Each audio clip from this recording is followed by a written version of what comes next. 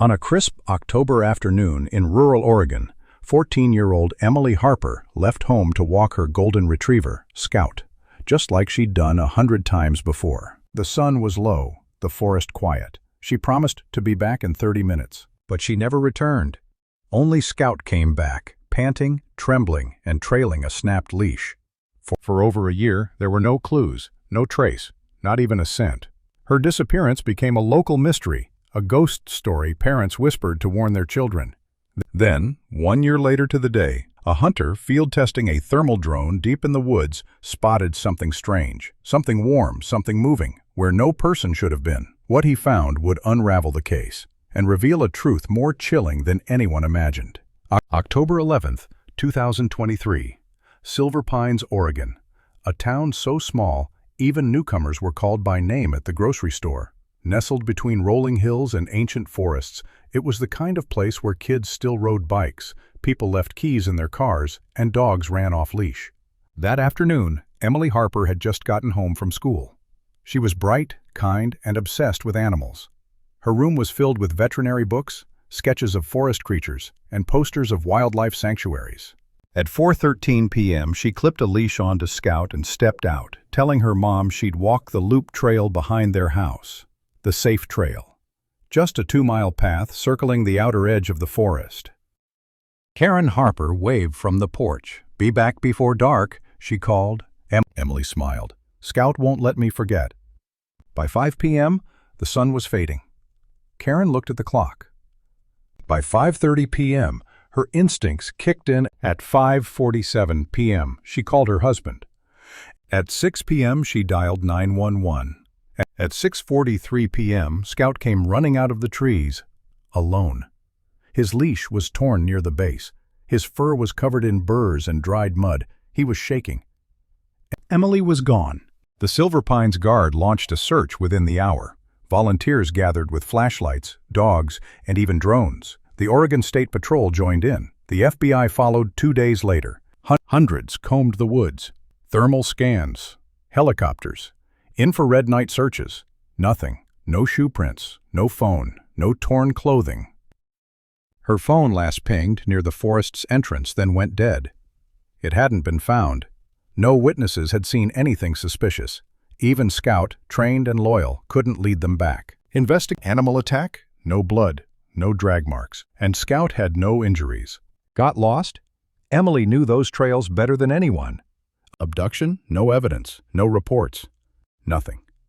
The town rallied. Candlelight vigils were held in front of the school. Churches organized prayer chains. A GoFundMe campaign funded additional drone sweeps and private investigators. But weeks passed, then months. The woods, once a place of peace, grew quiet. Children stopped playing there. Joggers avoided the trails. Something unspoken hung over Silver Pines. Karen and Daniel Harper kept Emily's room untouched. Her books stayed stacked, her drawings hung on the walls, her toothbrush still sat in the holder. "Hope," Karen would say, "is a mother's instinct you don't turn off."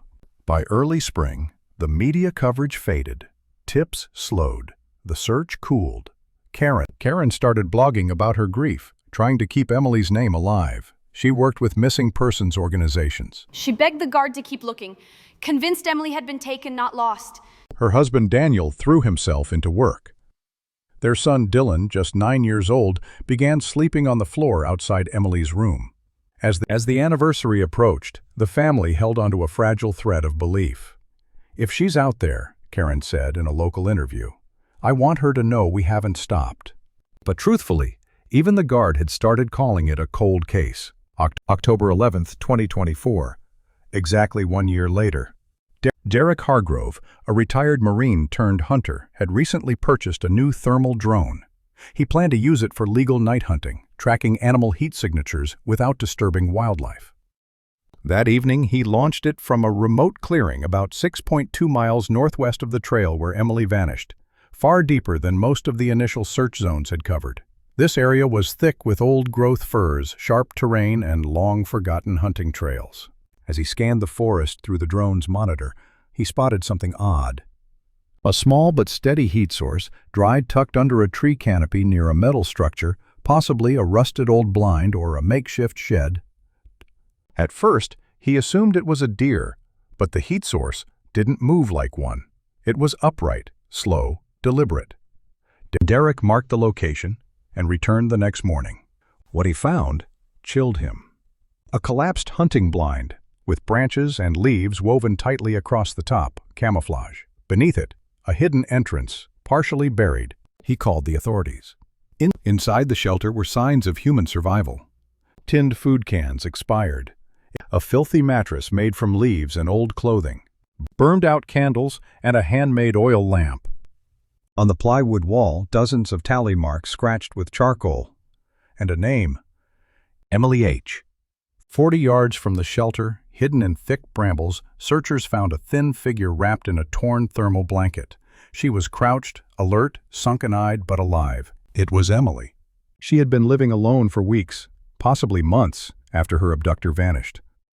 She was rushed to the hospital, suffering from malnutrition, dehydration, and exposure. But she was conscious. Her first words to the nurse, "Is Scout okay?" Her story, slowly pieced together over several weeks, shocked investigators. Emily had been abducted the day she disappeared by a man living off-grid, someone who had been hiding in the forest for years. He had constructed a network of camouflaged shelters, some buried, some elevated, using salvaged metal, tarps, and wood. He watched the trails, watched people. He'd seen Emily walking regularly, and struck when she was isolated. Scout had fought him, she said. The leash broke during the scuffle. She screamed, but he muzzled her and dragged her deep into the woods, using hidden trails and covered paths. He fed her minimal food, kept her underground for weeks at a time, and never used a phone or electronics. He rarely spoke. But sometime in late summer, he left, telling her he'd return with supplies. He never did.